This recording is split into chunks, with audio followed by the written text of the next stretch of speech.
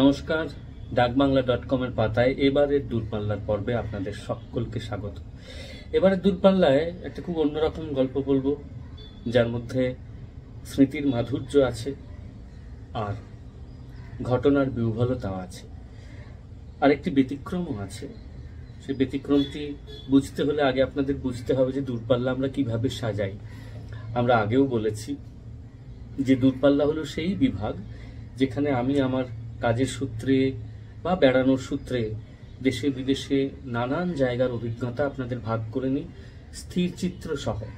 কোথাও একটা গেলে তো নানান ছবি তোলা হয়, এখন ছবিটাই মনে হয় আসল হয়ে গিয়েছে, দেখাচ্ছে, শোনাচ্ছে, অভিজ্ঞতা অর্জনের চেয়ে। তো যাই হোক, আমরাও তার ব্যতিক্রম নই, ছবি তুলতে ভালোবাসি, সেই সব ছবি রেখে দিই, পরে সেই সমস্ত জায়গার গল্পের সঙ্গে সঙ্গে আপনাদের সঙ্গে সেই ছবিগুলো ভাগ করে নিই। আজকে যে গল্পটা বলবো সেটা যেহেতু 2006 সালে, তখন আমার হাতে না ছিল ফিল্মওয়ালা ক্যামেরা, না ছিল মোবাইল, ফলে প্রতি পদে তো দূরস্থান। যে গল্পটা বলবো সেই কাহিনীর কোনো মোড়েই আমার তরফ থেকে কোনো ছবি তুলে রাখা হয়নি। হয়তো আছে কারো কারো কাছে, কিন্তু সে ছবি সংগ্রহের উপায় এক্ষুনি আমার কাছে নেই।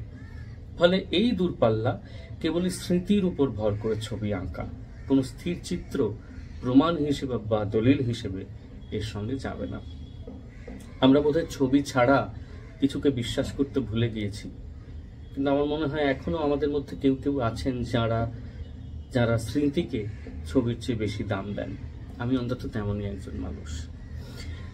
সেটা 2006 সাল। আমি আছি আইওয়া শহরে, আমেরিকা ইন্টারন্যাশনাল রাইটার্স প্রোগ্রাম বা IWP, সেখানে অংশগ্রহণ করতে গিয়েছি।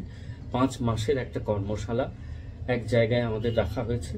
তবে সেরকম কোনো কঠিন নিগড় বা নিয়মের বাধা ধারা নেই। কেউ কেউ চাইলে ছুটি টুটি পেতেই পারে, মাঝে মধ্যে আমেরিকার এদিক সেদিক ঘুরে আসতেই পারে।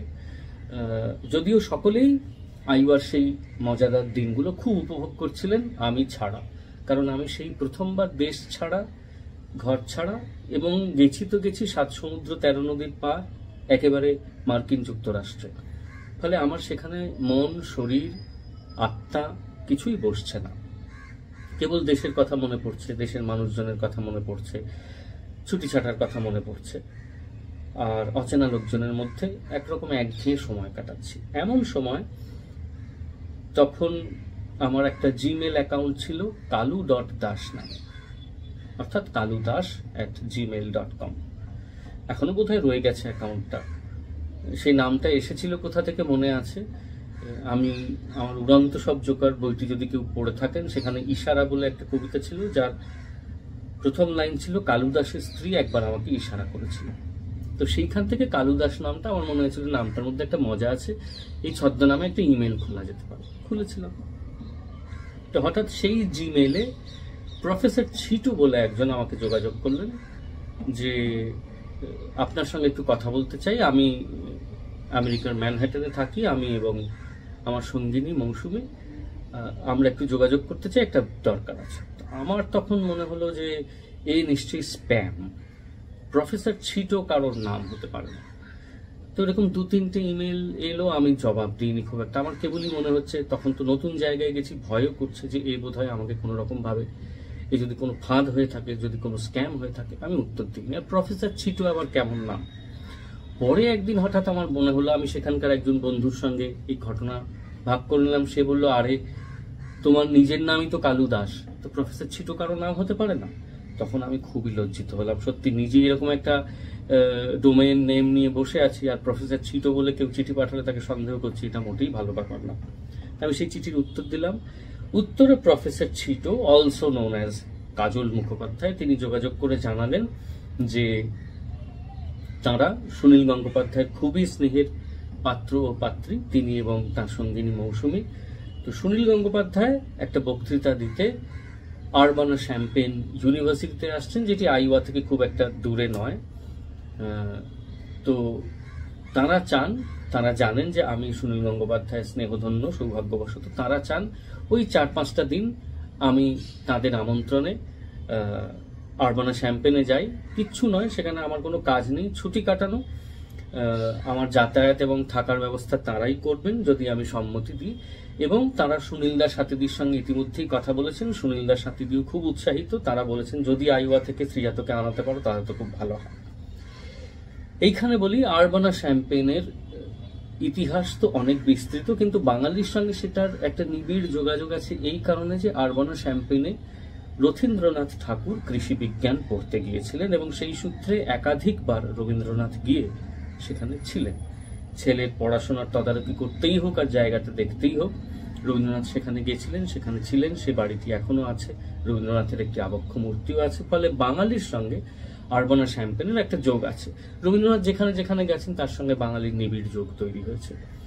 তো সেই রবীন্দ্রনাথের সেই আশারই বোধহয় 100 বছর কি 125 বছর হচ্ছিল, সেটাকে উদযাপন করতে সুনীল গঙ্গোপাধ্যায়কে তারা আমন্ত্রণ জানিয়েছিলেন কথা বলবার জন্য। তো আমি তো খুব আনন্দিত হলাম সবকিছু বাদ দিয়ে এইটা ভেবে যে এই একঘেয়ে আর আইওয়ার জীবন, এই চেনা মুখের ভিড় থেকে দূরে থাকার জীবন, সেখান থেকে আমি এক ঝটকায় গিয়ে সুনীলদার সাথীদির কাছে পড়তে পারবো, যাদের সঙ্গে প্রতি রোববার আমার আড্ডা হওয়ার অভ্যেস। আমাদের যিনি পরিচালক ছিলেন ক্রিস্টোফার মেরিল, আমাদের কর্মশালার, তাকে জিজ্ঞেস করলাম, তিনি সুনীল গঙ্গোপাধ্যায়ের নাম শুনে রাজি হলেন, কারণ এটা তিনি জানেন যে ভারতবর্ষে যদি আইওয়াকে মানুষজন চিনে থাকেন তাহলে তার জন্য দায়ী প্রথমত সুনীল গঙ্গোপাধ্যায়, দ্বিতীয়ত শঙ্খ ঘোষ। ছুটি পাওয়া গেল, একটা গ্রেহাউন্ড বাসের টিকিট আমাকে কাজল মুখোপাধ্যায় এপাশ ওপাশ কেটে পাঠিয়ে দিলেন আইওয়া থেকে আরবানা শ্যাম্পেন। আমি সেই বাসে চড়ে বসলাম, কোথাও জানি না কিভাবে যেতে হবে, সেই প্রথম আমেরিকার একটা হাইওয়ের বাসে চড়ছি। বোধহয় অভিজ্ঞতাগুলো এইভাবেই হয়। ঠিক পৌঁছে গেলাম, বাস ঠিক জায়গায় নামিয়ে দিল, দেখলাম আমারই মতো রোগাসোগা বেটেখাটো চেহারার একজন খুব সপ্রতিভ, তার হাসি উজ্জ্বল, তার মুখ, দাঁড়িয়ে আছেন, এবং পাশে উজ্জ্বল তারও একজন মানুষ যার নাম মৌসুমী। বুঝলাম পাশের মানুষটি কাজল। তারা এসে আমাকে জড়িয়ে ধরলেন এমন ভাবে যেন বহুদিন ধরে তারা আমাকে চেনেন, এবং সত্যি তারপরে সেই আলাপ পরিচয় সম্পর্ক বহুদিনই বিস্তৃত হয়েছিল। তো গিয়ে দেখলাম সুনীলদা এবং সাথীদি একটু আগে এসে গেছেন, তারা আমার জন্য অপেক্ষা করছেন। এখানেই তারা মহৎ, তারা চাইলে অত দূর যাত্রার ধকল সইয়ে নিতে চলেই যেতে পারতেন বাড়িতে বা হোটেলে, বলতে পারতেন শ্রীজাত এলে পরে তাকে নিয়ে এসো, কিন্তু আমি আসছি বলে তারা অপেক্ষা করছেন। তাদের দুজনকে ওই অচেনা দেশের অচেনা বাস স্টপে প্রণাম করতে পেরে আমার মধ্যে একটা চেনা স্পর্শ ফিরে এলো। আমরা সকলে মিলে হই হই করে উঠলাম। আমার এখনো মনে আছে অধ্যাপক অনিল বেরা, যিনি পশ্চিমবঙ্গেরই মানুষ, তিনি প্রচুর লড়াই করেছেন জীবনে করে আরবানা শ্যাম্পেনে অধ্যাপক হিসেবে নিজেকে প্রতিষ্ঠিত করেছেন। একটি ঝিলের ধারে তাঁর বাড়ি, সেখানে হই হই করে আমরা সবাই থাকলাম। তিনি, তার পরিবার আমাদের এত আদর যত্ন করলেন যে বলার না। এবং যেহেতু আমেরিকায় বাড়ির মধ্যে ধূমপান নিষিদ্ধ, সুনীলদা 4 বেলা একটা শাল গায়ে, পেছনে তাদের ডেক, সেই হ্রদের ধারে ডেকে দাঁড়িয়ে সিগারেট খেতেন এবং আমি যেতাম তাকে সঙ্গ দিতে। সুনীলদা একটা শাল গায়ে দিতেন, আমি মাথায় টুপি, গলায় মাফলার, গায়ে সোয়েটার, পায়ে 2টো জুতো, এইভাবে গিয়ে তার পাশে দাঁড়াতাম, হাতে দস্তানা। তিনি রোজ আমাকে দেখে মৃদু হাসতেন। যেটা বলার জন্য এটা বলা, সেটা হচ্ছে যে আইওয়াই থেকে তো আরবানা শ্যাম্পেন গেলাম। আরবানা শ্যাম্পেনে একটা সন্ধ্যে সুনীল গঙ্গোপাধ্যায়ের বক্তৃতা। তো সেই বছরই এই ঘটনা জানাজানি হয়েছে যে লিখিত শব্দের পরিমাণে সুনীল গঙ্গোপাধ্যায় রবীন্দ্রনাথকেও ছাড়িয়ে গেছেন, সেটা নেহাত কম কথা নয়। শব্দের পরিমাপ ভাবলেই রবীন্দ্রনাথের লিখিত শব্দের ভান্ডার কি বিপুল, তাকে ছাড়িয়ে যাওয়া। সুনীল গঙ্গোপাধ্যায়ের তখন কতই বা বয়স, হয়তো 67-68, সেটা একটা বিরাট ঘটনা। সুনীলদা দেখতাম লেখালেখি সংক্রান্ত যে কোনো কৃতিত্ব বা স্বীকৃতিকে খুব হেলায় ত্যাগ করতে পারতেন। তো আরবানা শ্যাম্পেনে তিনি একটু বক্তৃতা দিলেন, কবিতা পড়লেন, তারপর প্রশ্নোত্তর পর্ব। সেখানে একজন উঠে জিজ্ঞেস করলেন, আচ্ছা এই যে শুনছি আপনি নাকি লিখিত শব্দের পরিমাণে রবীন্দ্রনাথকেও ছাড়িয়ে গেছেন, এটা কি করে পারলেন? সুনীলদা চুপ করে থেকে কিছুক্ষণ তারপর হেসে বললেন, তাও তো সন্ধেবেলাগুলো লিখি নেই। এই যে হাসির রোল উঠলো আরবানা শ্যাম্পেনের বক্তৃতার ঘরে এবং করতালিতে ফেটে পড়লো গোটা ঘর। আমি ভাবলাম সত্যিই তো, সুনীলদাকে কোনোদিন সন্ধেবেলা দেখিনি বাড়িতে বসে লিখতে। হয় কবিতার কোনো সভায় গেছেন, নয় কোথাও সভাপতিত্ব করছেন, নয় কোনো ক্লাবে আছেন, নয় কোনো পার্টিতে আছেন, না হয় বাড়িতেই আড্ডা বসেছে, কিন্তু লিখছেন এমনটা নয়। সুনীলদা যদি দুবেলা লিখতেন তাহলে কি কাণ্ডটাই না হতো। সেবার আরবানো শ্যাম্পেনে আমার কয়েকখানা দিন কাজল এবং মৌসুমীর দৌলতে এবং সুনীলদা ও সাথীদের সান্নিধ্যে অসামান্য কেটেছিল। আইওয়ায় ফিরে এসেছিলাম 6 দিন 7 দিন পরে। তারপর এতগুলো বছর কেটে গেছে, সেই স্মৃতি আর মোছেনি। সেটুকুই আজ আপনাদের সঙ্গে দূরপাল্লায় ভাগ করে নিলাম। ডাকবাংলা.com। চোখ রাখবেন এখানে, ভালো থাকবেন।